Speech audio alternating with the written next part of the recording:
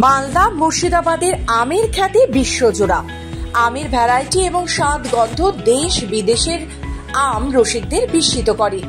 আমের পীঠস্থানে গত 3 বছর ধরে জানেন কি ফলছে আপেলও। এই আপেল ফলাচ্ছেন বেলডাঙ্গার কাছারিপাড়ার রূপেশ দাস। রূপেশ দাসের বাগানের আপেল স্বাদ, বর্ণ এবং গুণমানে শীত প্রধান দেশের আপেলকে রীতিমতো চ্যালেঞ্জ ছুড়ে দিয়েছে। রূপেশ দাসের দাবি, তার বাগানের আপেল যেমন রসালো তেমনই সুস্বাদু। মুর্শিদাবাদের মতো গ্রীষ্ম প্রধান এলাকার আপেল ফলানোর খবরে একেবারে বিস্মিত জেলাবাসী। অনেকেই আপেল দেখতে রূপেশ দাসের কাছারিপাড়ার বাড়িতে ঢুঁ মারছেন। বেলডাঙ্গার কাছারিপাড়ার বাগানের হরিমন 99, এনা ও ডরসেট গ্লোডেন, এই 3 প্রজাতির আপেল গাছ রয়েছে সেখানে। হরিমন 99 দেশীয় প্রযুক্তিতে তৈরি, এনা ইসরায়েলি এবং ডরসেট গ্লোডেন বাহামি প্রযুক্তির। তবে গাছের গোড়ায় জল জমা চলবে না, সেদিকে সতর্ক থাকতে হবে নজর। রূপেশ দাস বলেন, মুর্শিদাবাদের মাটিতে আপেল ফলানোকে চ্যালেঞ্জ হিসেবে নিয়ে 5 বছর আগে অনলাইনে হিমাচল প্রদেশ থেকে 3 প্রজাতির আপেল গাছের চারা এনে রোপণ করেন। এরপর তিনি নিয়ম করে 1 বছর যাবৎ পরিচর্যা করেন।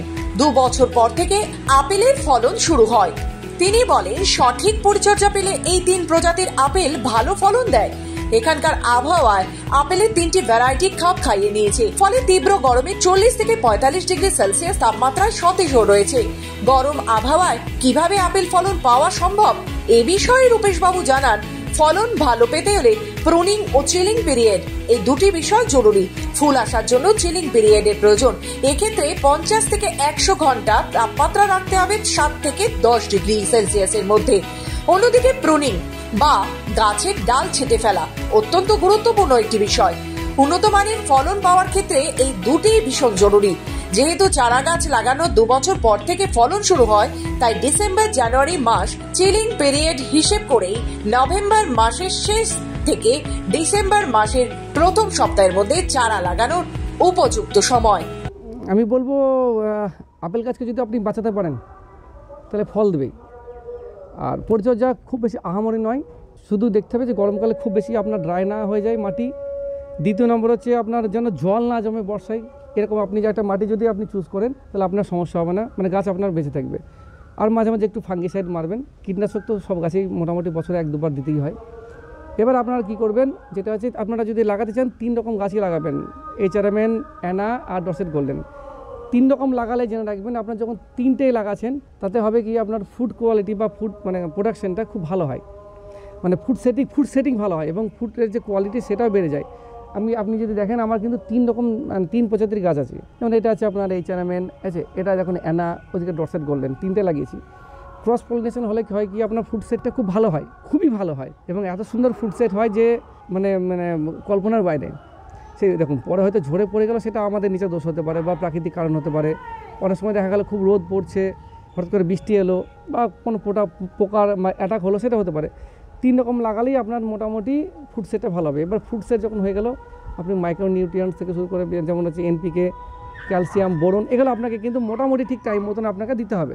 যেখানে আপেল গাছ দেখতে যেতে হতো কাশ্মীরে অথবা হিমাচল প্রদেশ, সেখানে ঘরের মধ্যেই গাছ ভর্তি আপেল দেখে আপ্লুত তার পরিবারও। বাইট সুস্বাদু রসে ভরা আপেল ফলছে এই তীব্র দাবদাহের মধ্যে। সকলেই অবাক রূপেশ বাবুর হাতের জাদুতে।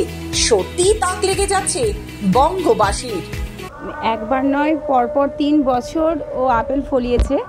তো এবারের পরিমাণ অস্বাভাবিক অনেকটাই বেশি।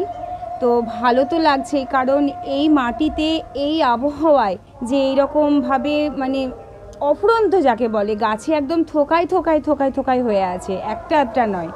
তো এটা যে করেছে, এটা তার অনেক পরিশ্রম, অনেক ধৈর্য, অনেক পড়াশোনা, সমস্ত কিছু মিশিয়ে যে অক্লান্ত পরিশ্রমটা দিয়ে গেছে।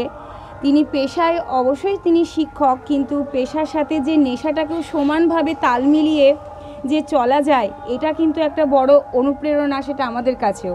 তো খুবই ভালো লাগছে, খুবই আনন্দ, তার সাথেও ভীষণ গর্বের লাগছে যে এরকমভাবে আপেল গাছে হয়েছে, সবাই দেখতে আসছে। আর এটা তো ব্যতিক্রমী না, মানে আমাদের ধারণাই ছিল যে এরকম এই আবহাওয়ায় এই মাটিতে এই যে কাশ্মীরের আপেল এরকমভাবে হতে পারে না। মুর্শিদাবাদ থেকে নিজস্ব প্রতিনিধি রিপোর্ট, খবর বাংলা।